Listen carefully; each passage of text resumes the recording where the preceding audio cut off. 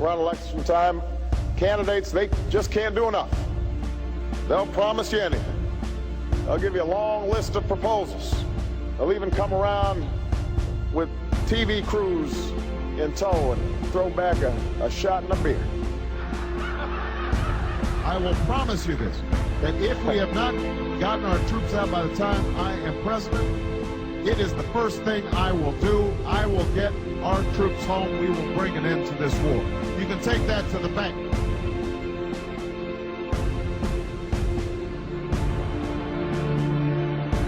A number of different things that you could do early pertaining to executive orders. One of them is to shut down Guantanamo Bay. Another is to change interrogation methods that are used by U.S. troops. Are those things that you plan to take early action on? Yes.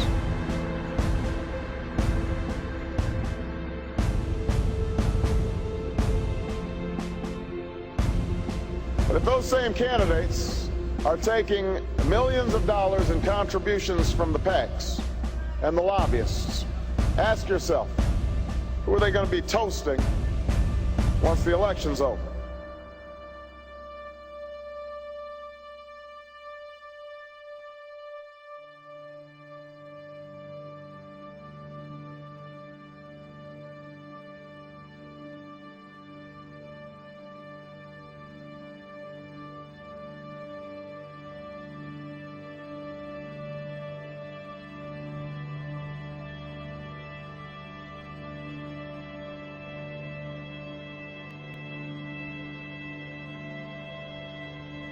You offer no change. You have the same foreign policy. You want more troops in Afghanistan. You're not talking about only going to war with a declaration. You don't want to deal with the monetary, financial crisis in this country. You want to keep, the system together for the benefit of the banks and the big corporations and the politicians. And what kind of change do you have on social policy? Do you care about sick people using marijuana? I mean, have you come out for that? He doesn't want change. He wants the status quo. And quite frankly, I am not expecting the troops, regardless of whether Obama wins, that they'll be home in 16 months. And that is just pure political talk. You can take that to the bank. I, Barack Hussein Obama, do solemnly swear, preserve, protect, and defend the Constitution of the United States. Today, in his press conference, the president made clear that he believes the law does allow him to make this commitment on his own. Listen to this for a moment, if you would. I'm not a Supreme Court justice, so I'm not going to put my constitutional law professor hat on here. Do I think that our actions in any way violate the War Powers Resolution? The answer is no. So I don't even have to get to the constitutional question. Preserve, protect, and defend the Constitution of the United States. So I don't even have to get to the constitutional question. Simply, sir, what's your reaction? That's a horrible statement. He should get to the Constitution. He doesn't have to be a constitutional lawyer. You take an oath of office to obey the Constitution. If we don't know what it says, how can we take the oath? The Constitution is very clear. You don't go to war without a declaration. You sit down with your attorneys and tell you what you have to do, but obviously the President of the United States has to do what's in the best interest of the United States to protect us. Well, this idea of going and talking to attorneys totally baffles me. Why don't we just open up the Constitution and read it? And the Constitution is the law of the land, and we don't have to be the constitutional lawyers to understand that. We don't need lawyers to tell us what to do and not to do, because we shouldn't be in office if we don't understand what the Constitution says. It's plain and simple. I agree now with Ron Paul more than I did in 2008, and we have a choice, and I think this is the choice that's going to happen to us. You can't live in this middle ground with our Constitution. You can't. You either embrace the Constitution or shed the Constitution. And Ron Paul is the closest to our founders out of anyone up there. Our economy seemingly on the brink of collapse. High unemployment sticking around. New foreclosures jumped 20%. Fallout from the debt crisis. 7 million jobs lost. The nation's debt keeps surging. Change has come to America. The concept of TARP, I was willing to go along with it. I think there is need for economic stimulus. I signed a letter with Democrat. Act. Where are the people that say all of this stuff is socialism? Governance too big. The role of government ought to be for the protection of liberty, not for the intrusion in economic affairs. We've spent too much, we tax too much, we borrow too much. It's bankrupting this country. I've been talking about these problems for a long, long time. Now we're bankrupt, and we have to decide which way we're going to go.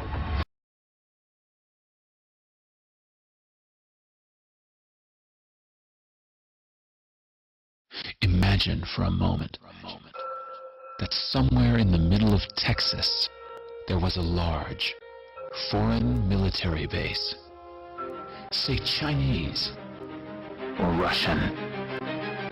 Imagine that thousands of armed foreign troops were constantly patrolling American streets in military vehicles. Imagine they were here under the auspices of keeping us safe, or promoting democracy, or protecting their strategic interests. Imagine that they operated outside of U.S. law and that the Constitution did not apply to them. Imagine that every now and then they made mistakes or acted on bad information and accidentally killed or terrorized innocent Americans, including women and children, most of the time with little or no repercussions or consequences. Imagine that they set up checkpoints on our soil and routinely searched and ransacked entire neighborhoods of homes. Imagine if Americans were fearful of these foreign troops and overwhelmingly thought America would be better off without their presence.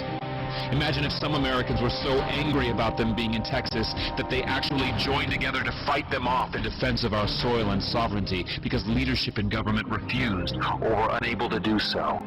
Imagine that those Americans were labeled terrorists or insurgents for their defensive actions and routinely killed or captured or tortured by the foreign troops on our land.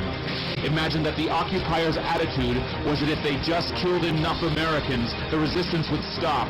But instead, for every American killed, 10 more would take up arms against them, resulting in perpetual bloodshed. Imagine if most of the citizens of the foreign land also wanted these troops to return home. Imagine if they elected a leader who promised to bring them home and put an end to this horror. Imagine if that leader changed his mind once he took office. The reality is that our military presence on foreign soil is as offensive to the people that live there as armed Chinese troops would be if they were stationed in Texas. Shutting down military bases and ceasing to deal with other nations with threats and violence is not isolationism. It is the opposite. Opening ourselves up to friendship, honest trade, and diplomacy is the foreign policy of peace and prosperity. It is the only foreign policy that will not bankrupt us in the short order, as our current actions most definitely will. I share the disappointment of the American people in the foreign policy rhetoric coming from the administration. The sad thing is, our foreign policy will change eventually, as Rome's did, when all budgetary and monetary tricks to fund it are exhausted. Madam Speaker, I have a few questions for my colleagues. What if our foreign policy of the past century is deeply flawed and has not served our national security interests? What if we wake up one day and realize that the terrorist threat is a predictable consequence of our meddling in the affairs of others and has nothing to do with us being free and prosperous? What if propping up repressive regimes in the Middle East endangers both the United States and Israel? What if occupying countries like Iraq and Afghanistan and bombing Pakistan is directly related to the hatred directed toward us? What if someday it dawns on us that losing over 5,000 American military personnel in the Middle East since 9/11 is not a fair trade-off for the loss of nearly 3,000 American citizens, no matter how many Iraqi, Pakistani, and Afghan people are killed or displaced? What if we finally decide that torture, even if called enhanced interrogation technique, is self-destructive and produces no useful information, and that contracting it out to a third world nation is just as evil? What if it is finally realized that war and military spending is always destructive to the economy? What if all wartime spending is paid for through the deceitful and evil process of inflating and borrowing? What if we finally see that wartime conditions always undermine personal liberty?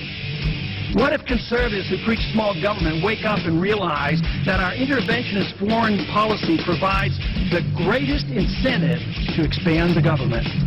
What if conservatives understood once again that their only logical position is to reject military intervention and managing an empire throughout the world? What if the American people woke up and understood that the official reasons for going to war are almost always based on lies and promoted by war propaganda in order to serve special interests? What if we as a nation came to realize that the quest for empire eventually destroys all great nations? What if Obama has no intention of leaving Iraq? What if a military draft is being planned for the wars that will spread if our foreign policy is not changed? What if the American people learn the truth, that our foreign policy has nothing to do with national security, that it never changes from one administration to the next? What if war and preparation for war is a racket serving the special interests? What if President Obama is completely wrong about Afghanistan and turns out worse than Iraq and Vietnam put together? What if Christianity actually teaches peace and not preventive wars of aggression? What if diplomacy is found to be superior to bombs and bribes in protecting America? What happens if my concerns are completely unfounded? Nothing. But what happens if my concerns are justified and ignored? Nothing good. And I yield back the balance of my time. The one thing Donald Trump has ever been right about is that he's unelectable. We are in the business of kicking candidates out of the race. Just Ron Paul is going to destroy this party. Paul's doing very well out in Iowa, and I don't think that's going to thrill a lot of the Republican establishment. Right now, live, right next to the bus behind us, Ron Paul is speaking, and 7 of the candidates are here today. We have live pictures of Ron Paul, but you know what? We're talking about Sarah Palin, we're talking about Rick Perry, the two people not in the race yet, Drew. And guess what, Paul? If you get video of Sarah Palin or get a soundbite from her, bring that back to us. You can hold the Ron Paul stuff. We have a top tier. It is Mitt Romney, Rick Perry, and Michelle Bachmann. We have a new top tier, and it's Perry, Mitt Romney, and Bachmann. There's now a top tier in this race, at least for now, of Romney, Perry, and Bachmann. I mean, I think that's fair to say. Really fair to say? You're not forgetting, I don't know, anyone, say an ideologically consistent 12-term congressman who came within less than 200 votes of winning the straw poll? Isn't anyone going to give that gentleman a little love? There's a top tier now of Bachmann and Perry and Romney, and, you know, we haven't mentioned, and we should. Thank you. We haven't mentioned, and we should, Rick Santorum, who did really surprisingly well for the amount of money and resources he had. Rick Santorum? He didn't get half of what Ron Paul got. He lost to the guy who lost so bad he dropped out of the race. Santorum? We're looking at Mitt Romney, who continues to be the front runner, but we have Rick Perry as well, and now Michelle Bachmann. Let's not count out John Huntsman, though. What? John Huntsman? Huntsman got 69 votes. This pretending Ron Paul doesn't exist for some reason has been going on for weeks. A new Gallup survey showing Rick Perry running second to Mitt Romney, knocking down Iowa favorite Michelle Bachmann to 4th. Behind who? 4th behind who? How did Libertarian Ron Paul become the 13th floor in a hotel? Why? What's wrong with... He is Tea Party patient zero. All that small government grassroots business, he planted that grass. These other folks, they're just moral majorities in a tri-cornered hat. Ron Paul's the real deal, and Fox News should love this guy. Here's what you're tweeting me at Jerry Willis FBN. The only real candidate is Ron Paul. Come on, Jerry, you know this by now. Everyone else is for endless wars and big government. And Frank writes, he is not getting the attention he should. However, I do not think he will be the last one standing. And Jim says this, I believe he is. His plans for our government are basic, simple, and easy to implement. No story there for the media. Question tonight, is Ron Paul being ignored by the media? Log on to jerrywillis.com. Take the poll on the right-hand side of your screen. I'll share the results at the end of tonight's show. Earlier this hour, we debated whether presidential candidate Ron Paul is getting enough attention. He basically tied with Michelle Bachmann in this weekend's straw poll, but she got all the news coverage Not to mention his Texas colleague Rick Perry stealing all the headlines. So we asked on JerryWillis.com, is Ron Paul being ignored by the media? 97% of you said yes, he is. 3% said no. And listen to this. We had voters from 26 different countries voting in that poll. Years have finally caught up with the candidate. Paul's message hasn't changed, but the urgency of what he's saying has increased dramatically. And it seems like this time more people may be listening. He came within an eyelash of finishing first in the Iowa straw poll, less than 200 votes behind Michelle Bachmann out of nearly 17,000 votes cast. Again, a fact that was largely overlooked by the mainstream media. Michelle Bachmann has no chance of being the next president of the United States. Maybe Ron Paul should be. Here's the question. Is Ron Paul the only grown-up running for president on the Republican side? Jarrett writes, yes. The real question is, are Americans ready to put on their big boy pants and accept some of the truths Ron Paul has been telling us for decades? We're broke. Our wars are a racket. The Fed is destroying our currency. The Congress is ripping us off. The threat of terrorism has been exaggerated. We're never going to agree on everything, so let's focus on agreeing on one thing, that we should all be free. Andy writes, the only grown-up, I don't know. What I do know is he gets little or no media coverage even after he practically tied Michelle Bachmann in the Ames straw poll, and that's her home turf.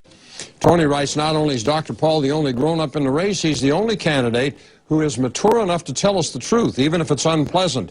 After listening to him, I'm reminded that there are still good leaders out there who actually want us to be free and live in peace. Refreshing to hear an honest, unscripted, heartfelt candidate who speaks passionately and truthfully about the issues that matter to us all.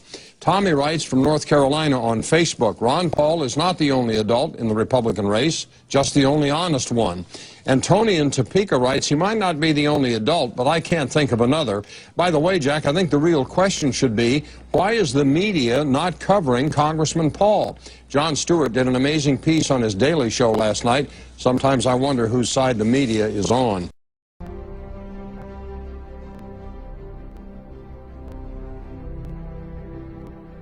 Iran does not have an air force that can come here, just like we did in Iraq. Build up the war propaganda. There was no Al-Qaeda in Iraq, and they had nuclear weapons, and we had to go in. I'm sure you supported that war as well. Okay. It's time we quit this. It's time. It's trillions of dollars we're spending on these wars.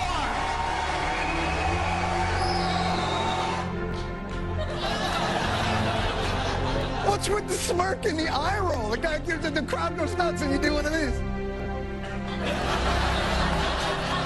There goes crazy Uncle Ron, babbling about the unsustainability of multiple wars.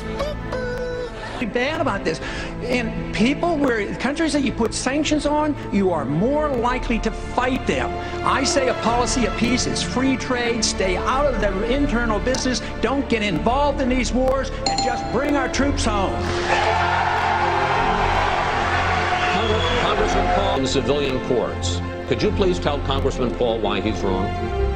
Well, because simply terrorists who commit acts against United States citizens, people who are from foreign countries who do that, do not have any right on under our Constitution to Miranda rights. We've also seen that Guantanamo Bay has yielded significant information. In fact, we've learned that that led to the capture and the killing of bin Laden. This is a tool that we need to have in order to be able to prosecute the new type of war, the new type of warfare, and the new type of terrorists that this country is dealing with. Seconds, Congressman Paul. Well, I think she turns our rule of law on its head.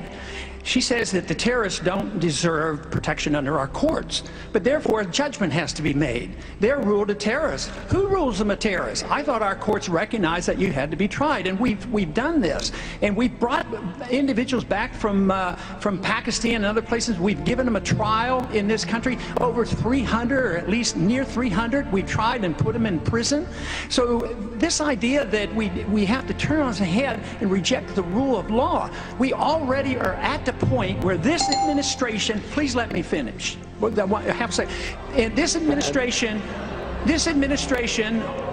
this administration already has accepted the principle that when you assume somebody is a terrorist, they can be targeted for assassination, even American citizens. That affects all of us eventually. You don't want to translate our rule of law into a rule of mob rule. Senator Santorum.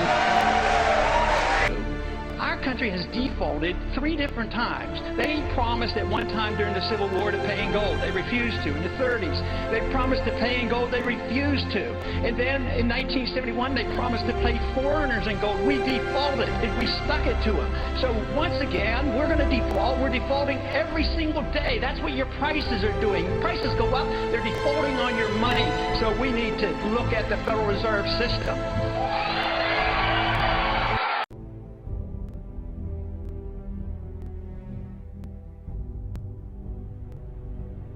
By active duty military personnel by the candidate. Herman Cain, $6,223. Now remember, these numbers are coming from reports that may be, if anything, overstating these numbers at this point. But Mitt Romney, not even coming up to Cain there for active duty military contributions, $5,000. Michelle Bachmann, bit of a late start this round, okay. $2,550. Newt Gingrich, whose campaign is imploding, I don't know if that was by accident there, $1,025. Pawlenty, all of $250 from active duty military. Rick Santorum, $250 also. Gary Johnson, sadly, none for his position. Total there of those other candidates, so to speak, $15,398. Sure sounds like a lot, doesn't it? Well, there's one other candidate who you might have noticed. Well, I don't know if you're watching the mainstream media. You might not have noticed that he was omitted from that list. Let's see, how much did Ron Paul get in this last quarter from active duty military? Oh my gosh, $36,739.79. No surprise, actually, that this was the case, far outstripping all other Republican presidential candidates put together, as was the case 4 years ago. But let's see, let's compare this to, who's the other guy running for president in 2012? Oh yeah, $28,833.99 for the president himself, including all the donations from the Marines, the Air Force, the Navy, the Army, whatever that other branch is, to the Commander-in-Chief. Ron Paul is their choice. But let's take a look at the numbers from 2007 here. Just a second, comparing Ron Paul, John McCain, Mitt Romney, Rudy Giuliani, Mike Huckabee, and Fred Thompson. There's a little flashback. Total from the entire campaign back 4 years ago. Again, Ron Paul, until the end of the primary season, Ron Paul had more campaign contributions from active duty service members than all other primary candidates put together, including Barack Obama back. If I had to be a betting woman and I had to be idealistic, I'd really like to see Ron Paul get the nomination for the Republican Party. Whoa! I really think he's a sound traditional conservative. Yeah, it's a surprising come of things, and I really think he really sticks to the Constitution and really stands for what conservatives believe in. Okay. Republican Congressman Ron Paul would get the nomination. The name Ron Paul is the most searched term on the blogging website Technorati. His campaign website gets more hits by far than any other Republican candidate, and he has more friends than any other Republican candidate on the social networking website MySpace. In the real world, another thing, he is stuck firmly among the lesser-known candidates. Welcome, Congressman. And Congressman, according to my calculation or my rough notes, we didn't hear from you you didn't get a question until 9:35. Do you think you're being treated fairly by the debates? Cell phone connection. Well, it will be because of conspiracy if he doesn't do well. Well, I don't know what it's going to be, but I mean, Ron Paul enjoys the support of the military. I mean, the common rank and file military, he has the most donations to his campaign. And where do you get that? And that's to me. Where do you get that facts? Where did you find that? The same way you get facts. I know what I read.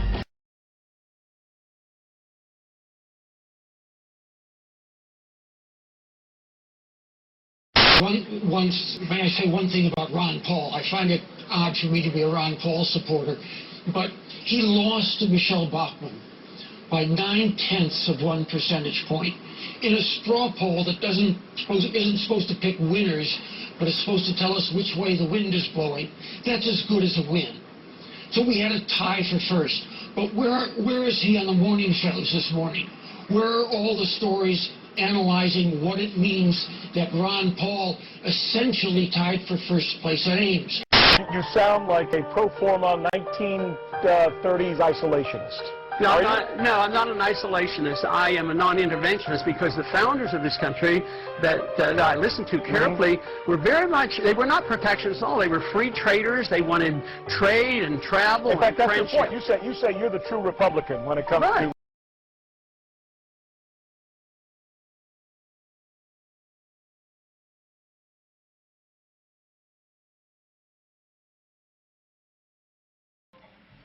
The winner of the straw poll this year,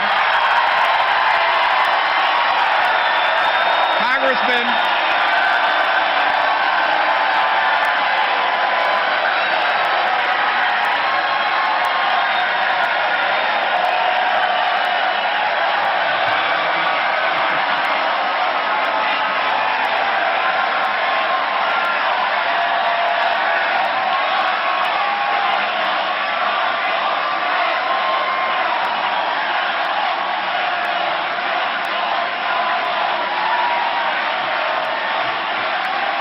Okay.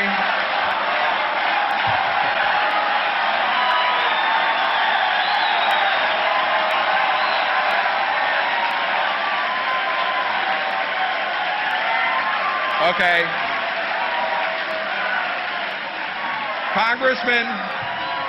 Congressman Ron Paul gets 30%. Former Massachusetts Governor Mitt Romney, former Massachusetts Governor Mitt Romney gets 23%. And as you can see, there are a number of candidates who got 6, 5, 4, 3, several of them very prominent.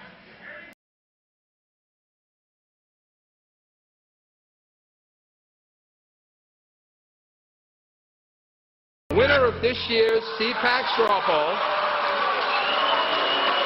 is now, okay. Well, the winner of this year's CPAC straw poll is Texas Congressman Ron Paul. In the end, he was the winner. Probably not the reaction he was hoping for when you named a favorite to run for the White House. Mixed applause and boos as Ron Paul was announced over the weekend. The fiery Texas Republican, no doubt unfazed by the reaction. He's live with me now from Capitol Hill, winner of that straw poll for the second year in a row. How you doing, sir? Congressman I'm Ron doing fine. Paul. Welcome back I'm doing fine, thank you. So who was in the audience booing you? Did you get a name on the? Did you get an ID on those people? No, I wasn't there, so I didn't watch that little ceremony at the end. But it tells you that people aren't unanimous on this cause of liberty. You know, I am very determined that liberty is the issue, and some people like to be taken care of more so than demanding their freedoms.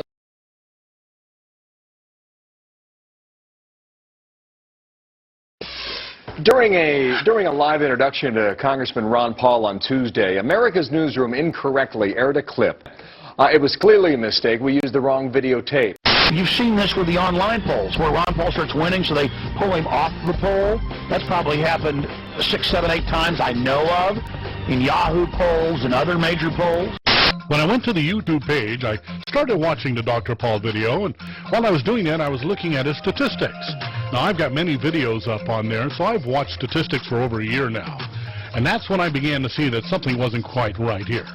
I began to smell a rat. I mean, look at this. It had been rated by 1,596 people, 1,245 left comments, favorited 652 times, and the number of views was only 213?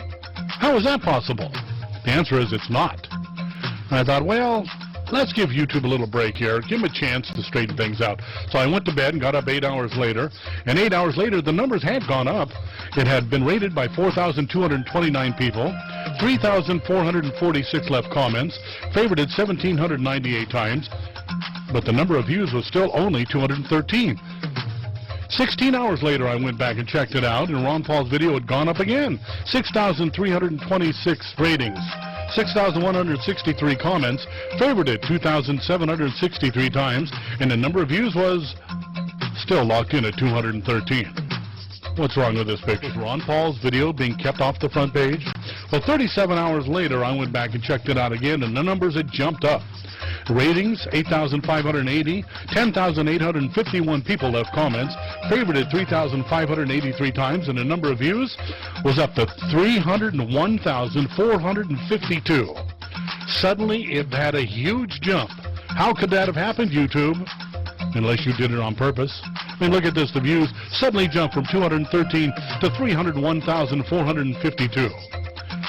There was only one reason this could happen, and that's YouTube wanted to keep Ron Paul's video off the front page. I thought, well, I wonder if they've got it on there now. And, look, suddenly he's number 2 on the most viewed page of all people looking at all the videos that day. Only a pretty girl beat him on that one.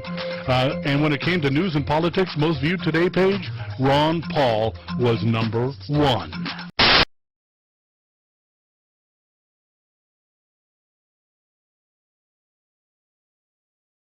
Easier if he knows where his video is. It's a problem. I don't want to run false but I need shots of the audience and people eating and crap like that. Voiceover. The past years or so, we put on this big charade and think that we're going to change things by voting for someone who sounds correct or who the media shoves in our face. Oops, that was my bad, caller. I cut you off. Welcome back. There is agitation in the world of conservative blogs beneath the headline, "Life is Really Not Fair." RedState.com recently announced it was banning bloggers from posting Ron Paul-related comments. Effective immediately, new users may not shill for Ron Paul in any way, shape, form, or fashion. Not in comments, not in diaries, nada.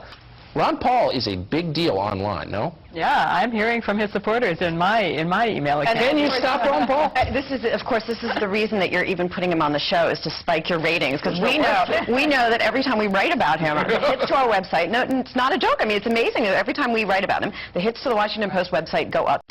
So who won? A poll of GOP insiders says Mitt Romney didn't do anything to hurt his front-runner status last night, and that's sort of what his goal was, obviously, to do no harm. 51% saying he was the biggest winner. But Congresswoman Michelle Bachmann also scored some big points as well, coming in second when people were asked who won, 21%. She was actually the only other candidate in double digits.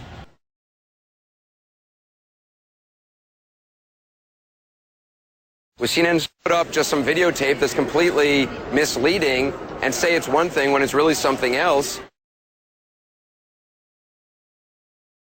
It seems like both sides play this game, and I think a lot of people in America are just kind of sick of the game. All right, so yesterday we had our debate wrap-up, and the general consensus seems to be that things went all right for Ron Paul, and he was treated fairly. But sadly, CNN appears to be afraid of using its own polls for its own post-game analysis. When reporting post-debate, they instead used data from a National Journal poll given to political insiders. Data taken from 5 other major poll sources post-debate showed Dr. Paul at 31.07% at Fox News, 83% at CNBC, 87% at WePolls.com. Vortex effect might have been a little biased there with the audience, 93.31%. But even at CNN's own poll, 78%. Okay, so let's be fair. The online polls can be skewed like any other form of polling, but here's the skewing that CNN came up with. There you go. Romney at 51%, down to Paul at 0. How did they get away with this? They didn't invent the numbers, as they might as well have. Instead, they reported on a National Journal online poll that had all of 54 votes. And according to the Baltimore Sun, it was reported that Ron Paul clearly won audience favor in New Hampshire. An analysis of audience reaction shows Paul was applauded twice as much as any other candidate on stage. Throughout the 2-hour debate, Paul was applauded 11 times. Romney, Bachmann, and former Minnesota Governor Tim Pawlenty were each applauded 5 times. Former House Speaker Newt Gingrich and businessman Herman Cain were each applauded 4 times. Senator of Pennsylvania, Senator Rick Santorum, was applauded the least amount of times, 3. Again, 0%. Really? Why are they so scared of Ron Paul? Well, the ruling class of this country, the Fortune 100, the private Federal Reserve, have amassed their wealth through monopoly. They've amassed their wealth through insider, anti-capitalist, crony systems. And now their system is basically imploding because of their corrupt policies and activities and looting. And here's Ron Paul, who's called it every step of the way with incredible precision, who has the constitutional answers to get our country back on the right track, and the system is scared to death. They're like vampires faced with a cross or holy water or a truckload of garlic. They are in absolute panic mode because they've looked at the numbers, and they know Ron Paul is the real front runner in the 2012 election. And they know that if he continues to catch on, even their electronic voting machines won't be able to stop a landslide. And if they did, the public would see right through it. So they have to convince you that he's unelectable. They have to sell you on the idea that, oh, I like Ron Paul, but he's not available. You know, he can't win. The fact that Ron Paul is the true front runner and is popular across the political spectrum, and major political analysts have had to admit that only Ron Paul can effectively beat Barack Obama. That's why the system is scared of him. And that illustrates how awake people are, that Ron Paul is the most popular, and if this was a fair game and wasn't rigged, would be our next president. This is an endorsement for fair coverage, and there is no question the congressman isn't getting it. Consider the fact that during Saturday's CBS debate in South Carolina, 7 minutes and 45 seconds worth of time was allotted to Rick Perry. 5 minutes and 45 seconds worth of time to Rick Santorum, who was polling at nearly the last place among presidential contenders. In comparison, Ron Paul got a whopping 89 seconds worth of time. Does that seem like fair coverage? And that is Reality Check. I have gotten a ton of email today from people saying, look, Ron Paul finished 152 votes behind Michelle Bachmann in the Ames straw poll, basically a dead heat. Why aren't we giving him his due?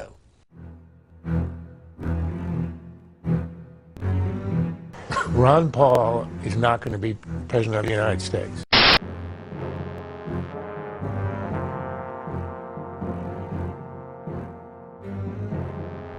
If our views, keep growing in popularity as they are, it's a real threat to the establishment. So the establishment is well protected in many of those individuals that control the 5 major networks.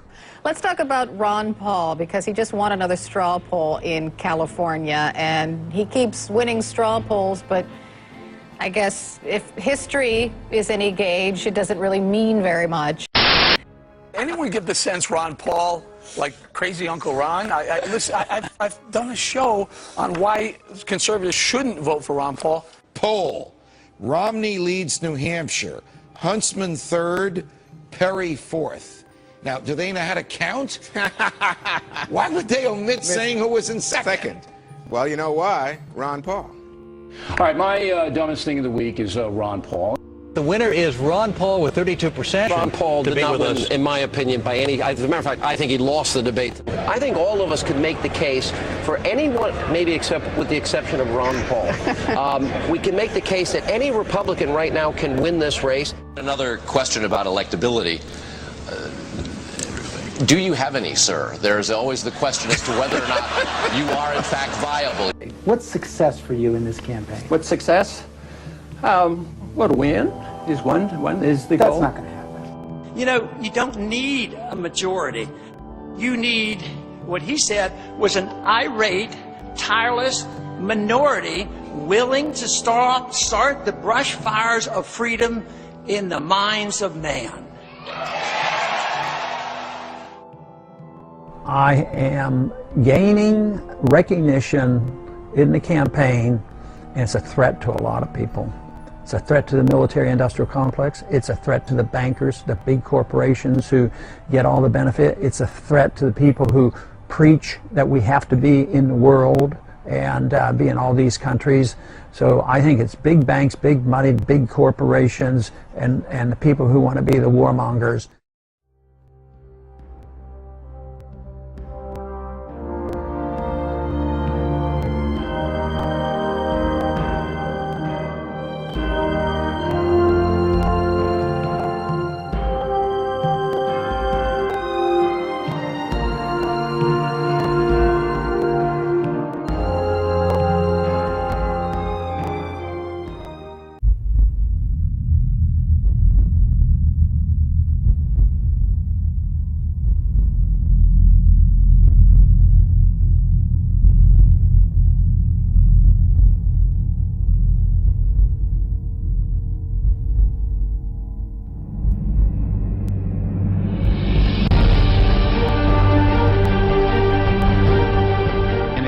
Heart and in his head, in his character and in his intellect, in what he has done and in what he will become. The Thomas Jefferson of our day, Ron Paul, is one of us.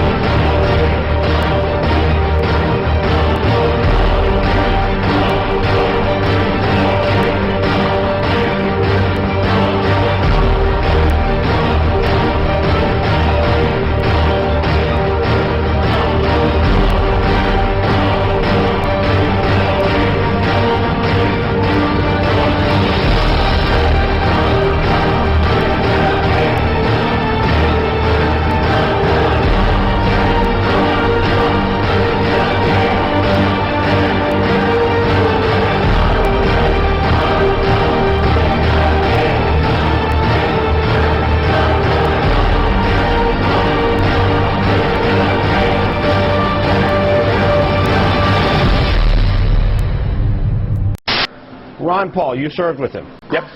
Tell me what the guy's like, because I want to tell you, if you mess with Ron Paul on television or online, you are going to feel the wrath of some serious followers.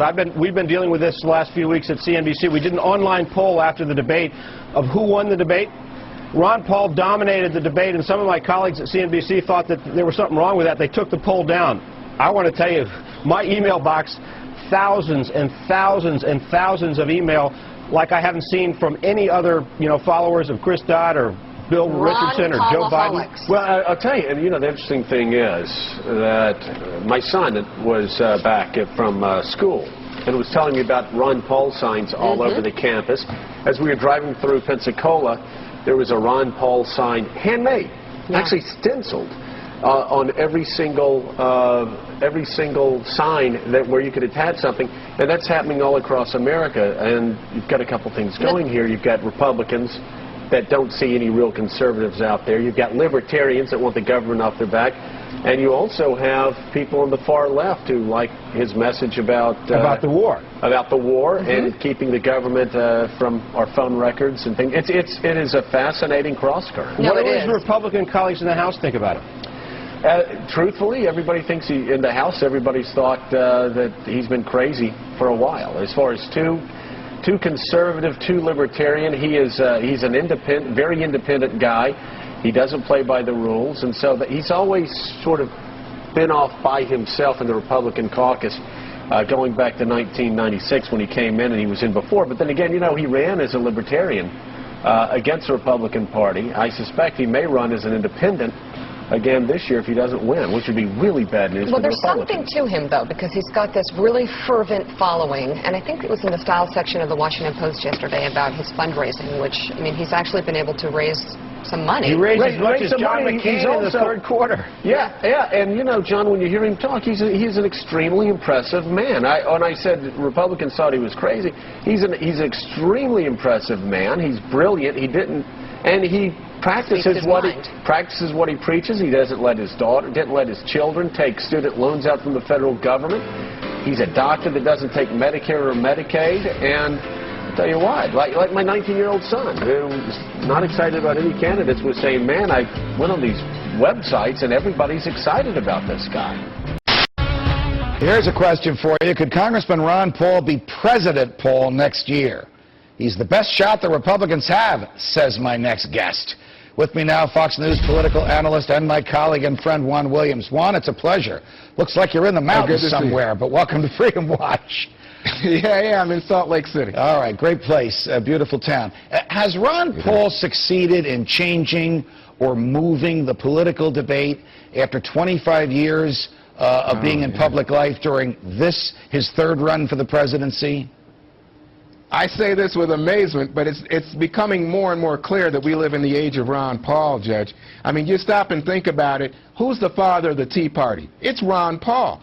I mean, Ron Paul's the guy who began the conversation about debt, deficit, high taxes, government intrusion, and initially he was viewed as an extremist, an outsider in terms of the Republican establishment, somebody to be ignored. He's the guy that's from the start raised questions about U.S. involvement overseas in places like Iraq and Afghanistan. Right. He's raised questions about the drug policy. I just heard you talking about that guy getting arrested down in Louisiana and put away for life. He's been saying these things, and the Republican establishment has treated him like he's the loony uncle. Well, now, all of a sudden, guess what? Ron Paul, not only is he the father of the Tea Party that won the majority of the House for Republicans in the 2010 midterms, but he's the father of so much of the discussion about the budget, about the debt ceiling, about taxes right now. This is the age of Ron Paul. All right, can he translate his having moved the debate into areas that he has been educating the public about for the past 25 years into votes? Stated differently,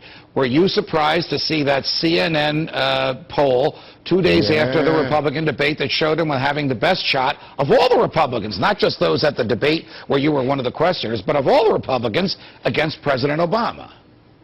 I was stunned. Again, to me, it's like a revelation, and it's just becoming clearer and clearer about this thing. I keep saying age of Ron Paul. The question is, do the big money people start to give some credibility to someone like Ron Paul when they see the CNN poll and see that he actually is outperforming the Palentis, outperforming the Gingriches, outperforming the Romneys, the Mitch Daniels? That's the question, and I don't know the answer to that yet, but if in terms of moving the argument, moving the conversation on not only drugs, but Afghanistan, personal liberty, the debt, that's all Ron Paul. Well, in the interest of full disclosure, I'm a senior advisor to Ron Paul, and a lot of people they saw Winston Churchill. He was a pariah in his own party, to both parties. He often voted alone in Parliament, and he was ridiculed by the press, but he was right. And if your viewers Google September 10th, 2003 Ron Paul, they will see him before the House Financial Services Committee predicting the housing bubble, describing the morality of millions of homeowners losing the value of their homes, of the mortgage lending crisis. All of this was seen in advance. And so that's how why important is that aspect then, the fact that you had to presciently seen a lot of what's going on? Because then the next command is, all right, well, great, you could see into the future and predict a lot of this, touche. Now we expect you to be the guy to lead us out. How does he pass, or others even pass muster there? Well, morally, the problem morally, the British people looked at Chamberlain and Baldwin and they said, hey, if they knew this crisis was coming, why didn't they tell us? And if they didn't know, why did we elect them? And there's the same sentiment today. If George Bush knew the housing bubble was coming, and if Obama knew that his stimulus program wasn't going to produce any jobs at all, why didn't he tell us? And if he didn't know, why is he in power? And why not turn to somebody who seems to know? So that's how these sort of things do happen historically. educate, please, this panel of experts here, and I say that with quotes around it, Loosely. about why this sort of throwing money at the issue, bailing out, may be potentially reckless and damaging for the future of this nation's economy. Well, in order to understand that, you have to understand how we got into this mess. We got into this mess by spending too much, borrowing too much, and inflating too much. Government was too big, and we had too many regulations. We had rejected the market economy for decades now. We have rejected the notion of sound money for decades. And we got into a mess this way. So what is the proposal? Spend more money, borrow more money, print more money, regulate more so. So it makes no sense whatsoever. So we're going to make the problems much worse. We're doing exactly what we did in the 1930s. We are determined to take a serious recession and turn it into a depression if we don't change our ways. When governments spend money, they spend it in a non-productive manner. And every penny the government spends, they have to take it out of a productive source of money. The money has to come from somewhere. Everybody talks about the money that's going to be spent and how many wonderful things will happen, but they never say, where does the $825 billion come from? That's the question they have to ask, and they have to find an answer to that to fully understand why what we're doing is absolutely wrong. All right. Let me answer. I mean, I understand where you're coming from here, I think, sort of. You know, but the house is already on fire, and I think no matter what we think how the fire began, the house is on fire. Our house is on fire. So let's take one industry specifically. Let's take the automotive industry in this country. Are you saying spend no money on the automobile industry in this country, that American automobile manufacturing, let it disappear? Well, I think you're correct. The house is on fire, and you think you're putting water on it, and I think you're putting kerosene on it. Okay. And that's the big argument. No, you take the car industry. Yes, I think we should put more money into the car industry, but it should come from private sources. It shouldn't come from government, because government will divvy out the money politically. But there are private sources of money. If there's anything of value, it'll be bought up. But you can't value anything when the government buys up assets that aren't sellable. You buy up worthless assets. So there's some worthless assets in these car companies. So if you want good money to go into car companies, you have to allow real capital to flow into it. So yes, you do want that. You just don't want the government to do it. So what systemic changes, if you look at tax policy, which alters flow of capital, as you know well, if you look at whether it's spending or any other aspect of the use of money, interest rates, monetary supply, etc., what systemic change would you put in? Would you exploit this opportunity to change the system of capitalism in America for the better? How would you change it? Get rid of the income tax, get rid of corporate taxes, and really lower taxes, but you have to lower spending. Would you add a consumption tax to make up for that? Would you put a consumption tax in? How would you make up for the lost revenue on income tax? I agree with you on income and business tax. I just don't know where you get the revenue elsewhere. And I would argue I'm not interested in getting the revenues. I want to cut spending. But the problem is nobody wants to cut the American empire. Even Obama's administration wants to increase spending overseas and increase military spending. As long as you want to run the world empire at $1 trillion a year, believe me, you cannot solve this problem. And that is where the crux of the matter is. So yes, you have to cut spending along with cutting taxes. So to say, well, let's have a consumption tax, that's just transferring the penalty to new victims. But you want to get taxes down, you want to get rid of regulation. You don't want to do what we did after the Enron failure, passed Sarbanes-Oxley, by the conservative Republicans. That's the fault. It's in the thinking that we need so much government. Congressman, are you really saying that given the meltdown on Wall Street and some of the craziness that we saw at Citigroup and Merrill and other places, that there should be less regulation, not more in some cases? Yeah, we should have more on the Federal Reserve so that we know that we're doing. They're exempt from regulation, as is Treasury. We give Treasury $350 billion, and we don't even know where they spend it. That's the type of regulation you want. But what about on Wall Street? Do you not want to see on some of these derivative products? Do you not want to see there be some kind of regulation in terms of what the banks can do? Sure, anybody who commits fraud goes to jail, just as they did in Enron. We didn't need Sarbanes-Oxley to prosecute everybody in Enron through the laws of fraud. If they commit fraud, they go to prison. Just like Madoff, you know, we had all those regulations, SEC and everything else, and he got by. It proves SEC didn't work. But Congressman, it's not just fraud in some cases. In some cases, people had very little equity put down and were leveraging things up tremendously. Should there not be regulation about how much equity you effectively have to put in the deal, or how much capital you have to have on your balance sheet? Sure, and if you understand leveraging up equity and debt, you have to look at fractional reserve banking. That's where you pyramid debt. So they're doing exactly what the Federal Reserve does, is they create money out of thin air and they pyramid debt. That's where the bubble comes from. That's why you have to look at monetary policy. But you're looking at the symptoms rather than the cause. Hey, Congressman, hang with me for a couple of seconds here. I am extremely limited. And 90% of this conversation that you've been having with Dylan and Carlos has gone way above my head. But your basic theory, let's get government out of nearly everything. Let's swing back to what I do nearly every morning. I drive to work on roads filled with potholes, beneath bridges that are crumbling. What's the answer here? Do I go out and try and find 6 carpenters and some bricklayers and some masons to fix those roads and bridges? Government's got to do it. What's the deal here? What is your point of view about stuff like that? Basic reconstruction of this country. Okay, I know I can't have my perfect society quickly, but what I would do is quit bombing bridges in Iraq and then paying to rebuild them, and then wasting the money in the rebuilding over there. I would take that money, save it on the deficit, cut the deficit, and spend some on our infrastructure. Okay. That's what I would do, and we could do that. But as long as you do it through debt financing, it's impossible. Ideally, roads and bridges should have been taken care of by our states. It wasn't designed in the Constitution that the federal government would take care of every bridge and every road. But that isn't the worst type of spending, and I think in the interim we certainly could. We could cut the spending overseas, but we're going to bring ourselves to our knees. We're going to have a dollar crisis. We're doing exactly what Osama bin Laden wanted to do, what he did to the Soviets. He's bringing about financial chaos to this country, and we got to realize excessive spending that is a problem. It's not that we need more government spending. That to me is foolish. I want to ask you the same question I've been asking myself, everybody on the set. I asked Tucker, I asked Pat, I'll ask you. In reality, and forget your perfect society, mine or anybody else's, in reality, we're going to lose millions of jobs over the next year or two. In reality, our banks have been mismanaged horribly as a result of both the bankers and the politicians, in my opinion, and we're now dealing with that.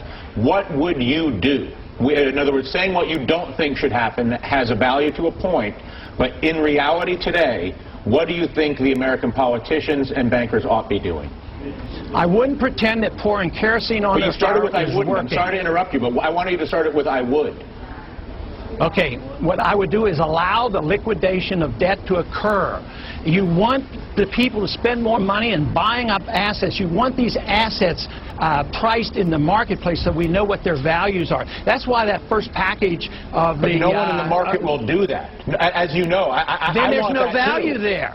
That's a good information, then there's no value. Why should you dump that on the American taxpayers? That's a strong message that if it's worthless, you don't dump it on the taxpayers. That's why our slump is getting worse. How do you get this country healthily to your perfect society, where there's limited taxes and free markets and innovation reigns supreme, and me and Willie are on the beach, getting drinks served to us from robots, but that's not where we are today. How do you get that? How do you deal with the reality of the problems of this country? Well, the reality is you have to liquidate debt and get rid of the malinvestment. If you don't do that, you can't do it. But what you're doing now is you're working on the destruction of the dollar. There's a pretense that you're going to improve things, but you're really going to destroy the dollar, and a financial crisis that we have today is going to be a dollar crisis. Dr. Paul, I'd like to begin with you. Every debate begins with a specific policy question, but this is a little different. Someone on this stage hopes to be able to take the oath of office 14 months from now, and at the end of that oath are the words, "So help me God." When you hear those 4 words, if you have the opportunity and the privilege to say them, what will come to mind? Well, I think they're very important. We take, those of us who have been in Congress and served in government, we take an oath frequently. We take an oath to uphold the Constitution. And that's what we do when we take an oath when we're sworn in as president. We emphasize this. But I think what that does, it emphasizes it even more so because of the significance and the importance. And it reiterates the fact that we swear to uphold the Constitution and the rule of law.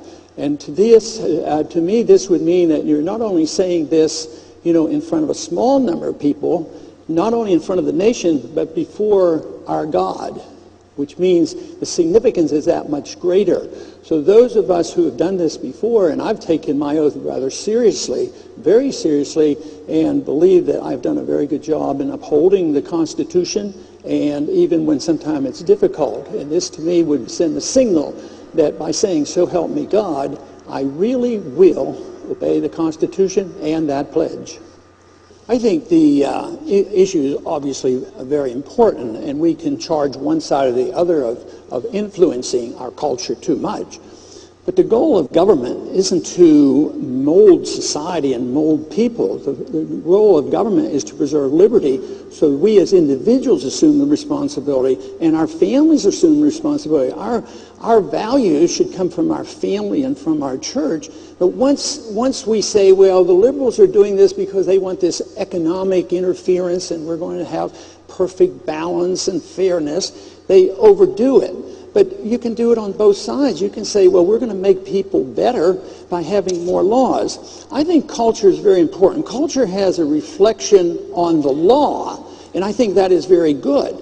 But the law can't reflect the morality of the people. If you do that, you have embarked on something where you sacrifice liberty. Once you turn this over to government, when government assumes this role, it can only do that at the sacrifice of liberty. So our goal ought to be to preserve liberty so that we have our religious values and we make our own decisions. If we can make our self-determination for our hereafter and our spiritual life, certainly on our own personal habits and our economic habits and how we spend our money, certainly we should assume that the people can do this. The guidance should come from individuals, from our family, and from our church. The early church struggled with this. I mean, Christ came, Christ taught about peace, and Christ was to be the Prince of Peace, and we were to defend that. But early on, the church struggled with this, and St. Augustine came up with the principles of the just war. I believe in them. I think we should follow those from a religious viewpoint, but we have a constitution. It is very clear to guide us to try to prevent these wars. And that is that we don't go to war without a declaration. The wars that we have fought since World War II are all illegal, unconstitutional, immoral, and all were unwinnable, and it was tragic. It was tragic because we did it by failing the rule of law, and the tragedy now of these wars of the past 10 years. 10 years, and we have been so complacent. It added $4 trillion to our national debt. 8,500 Americans have been killed in these wars. 44,000 have come home wounded and crippled. Hundreds of thousands are looking for help. And we want to blind ourselves to this. And it isn't in our national defense. It was mischief. It's getting involved where we don't need to be involved. I think it is an utter tragedy of what's happening. And if you want to talk about a family life, there has to be somebody in this audience that has been the bearer of bad news, either a loved one lost or a loved one crippled. And it's on and on. I had one soldier come to me the other day, and he was so against the wars, and he spent 3 or 4 tours over there. And he says, I lost so many buddies, and I don't know why we were there, and there's no signs of progress over there. But he says, now I'm losing my buddies to suicide. The wars destroy the family, undermine the family, as does economic climate. The bad economics and war is 2 most destructive things to the family, and we ought to concentrate on that, and we can't concentrate on the economics unless you look at the business cycle, why we have inflation, busts and booms. Otherwise, we will continue on a downhill path.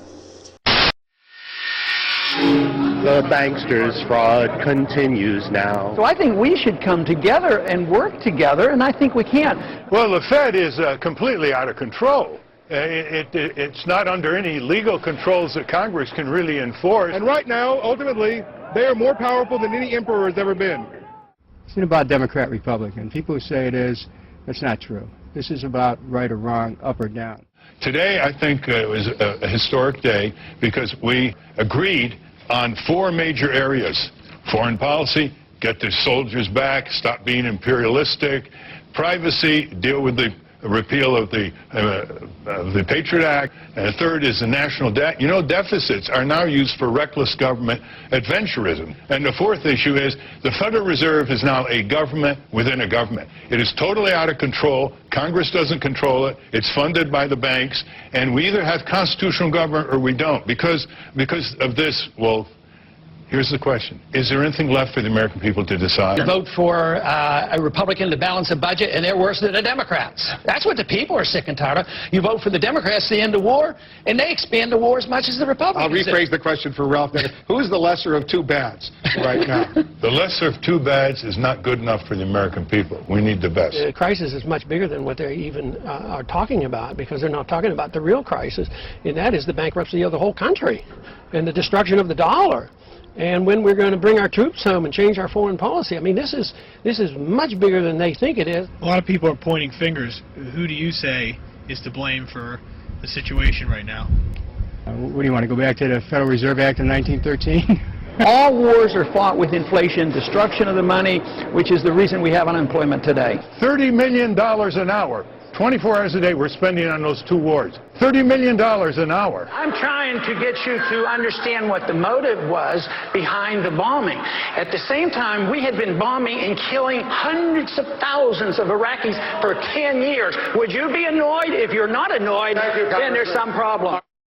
Republican Congressmember Ron Paul of Texas speaking last night at the Republican presidential debate. Noam Chomsky, your response. I think what he said is completely uncontroversial. We have broken from reality, a psychotic nation, ignorance with a pretense of knowledge replacing wisdom, an epidemic of cronyism, a central bank that deliberately destroys the value of the currency in secrecy, without restraint, without nary a whimper.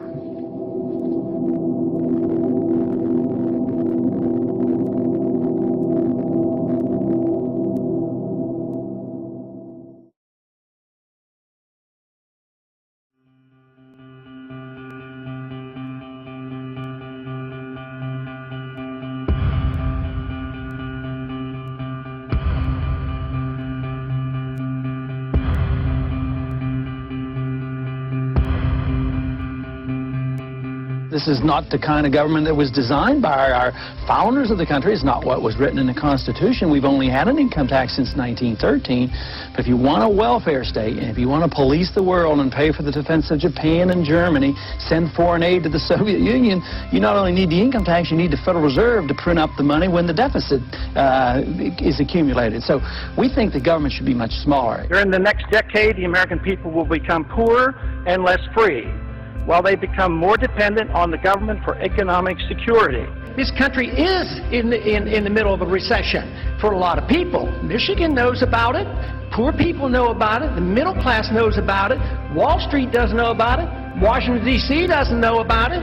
But it's because of the monetary system and the excessive spending. It's no joke. He is America's last true statesman, and he has actually been saying the same thing for the past 30 years about what our federal government needs to do to serve the people. That is, namely, follow the Constitution. The Federal Reserve credit created during the last 8 months has not stimulated economic growth in technology or the industrial section. But a lot of it ended up in the expanding real estate bubble. This too will burst, as all bubbles do.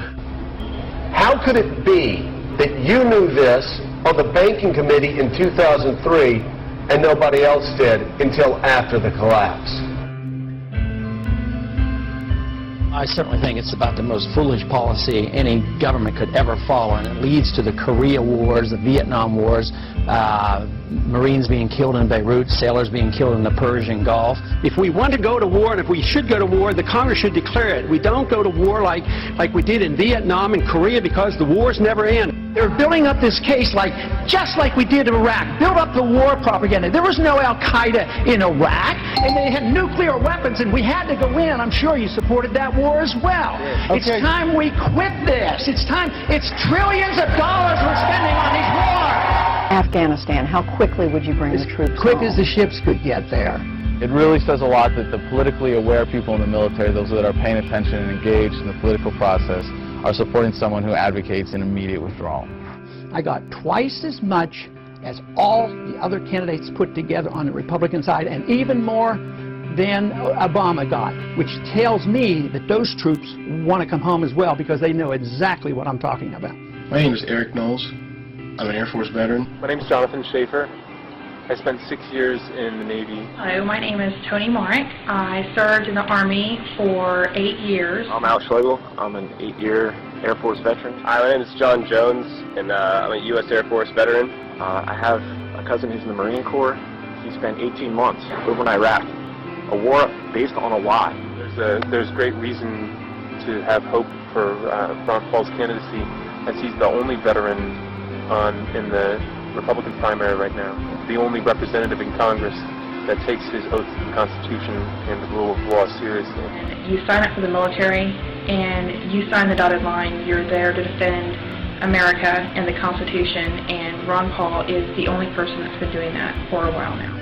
I support Ron Paul because I believe he's the only candidate with the fortitude to actually stand by the Constitution. I took an oath to support defend the Constitution, and he is the only elected representative that actually takes his oath seriously. I think he's dead on when he talks about the Federal Reserve System. It's only because the government is able to print money to pay for the war that we're able to stay at war. And that act of printing money makes us all poorer. It's been going on because we just plain don't mind our own business. That's our problem. During the last campaign, I knew what was happening. You know, they mocked me for my foreign policy and they laughed at my monetary policy. No more. President Obama has 42% of voter support, and Representative Ron Paul, 41%. Wow! I see a fantastic movement at the grassroots. This man brings together people of all races, all socioeconomic backgrounds, all political affiliations, because freedom is truth, and truth is power, and we can live and be free in this country if we believe we can. What's appealing about him overall is that he is intellectually honest and that he obviously has a lot of integrity. Ron Paul is at least not a pander, he's sincere. The reason people are worked up about Ron Paul is because they sense that he's genuine, that he's not a sellout, that he's not taking money to espouse certain positions like 99% of other politicians. The one guy in the field, agree with him or don't agree with him, who doesn't go out of his way to regurgitate talking points or change what he believes to fit the audience he's in front of. You served, as you said, 20 years in Congress, but you're not going to take a congressional pension. Right. As an obstetrician, you never took Medicare or Medicaid for your patients. Never. I'm personally endorsing Ron Paul for President of the United States for 2012. A lot of stuff he says makes perfect sense. Mainstream is moving in the direction that I have been talking about for a long time. And everything he has said has been truth. And a lot of stuff Obama has said has been lies. I will promise you this, that if we have not gotten our troops out by the time I am president, it is the first thing I will do. I will get our troops home. We will bring an end to this war. You can take that to the bank. So does that mean you can tell us today that you will not change the 16-month timetable? I like Ron Paul. I think he's cut from a different cloth than the rest of those people who are, of course, selling their souls to the corporate interests who back them. I believe that abortion should be safe and legal in this country. I will preserve and protect a woman's right to choose, and am devoted and dedicated to honoring my word in that regard. I will be a pro-life president.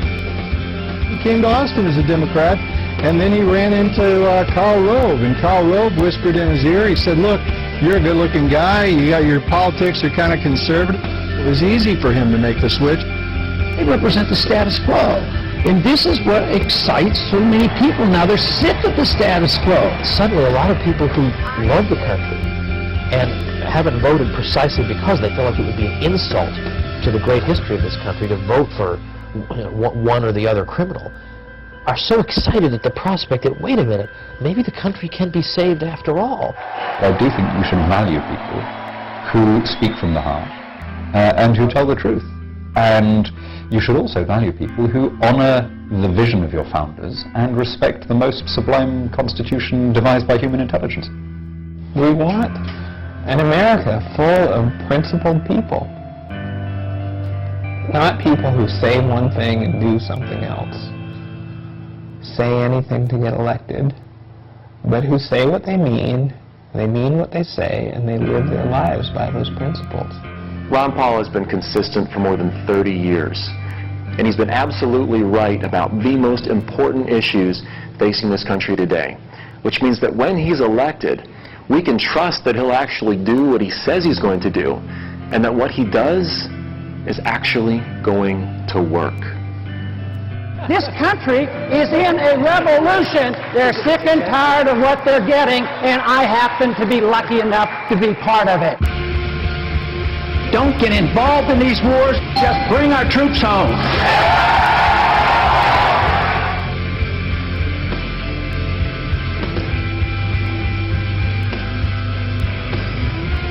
There is absolutely never a reason to give up 1 ounce of freedom for the sake of security. It won't work.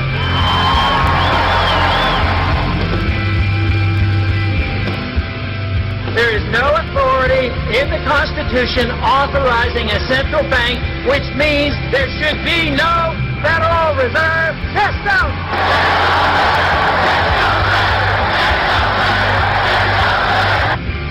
An idea whose time has come cannot be stopped by any army or any government.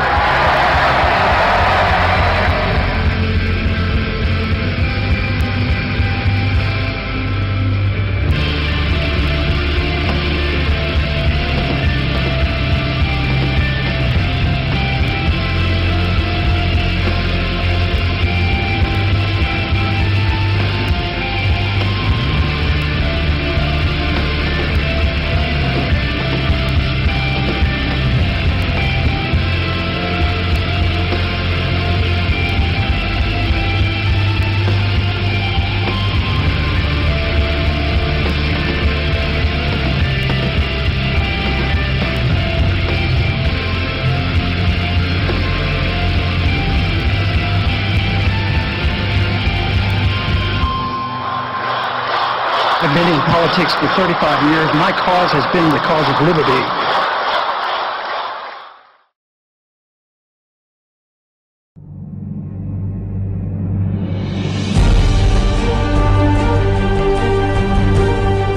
In his heart and in his head, in his character and in his intellect, in what he has done and in what he will become.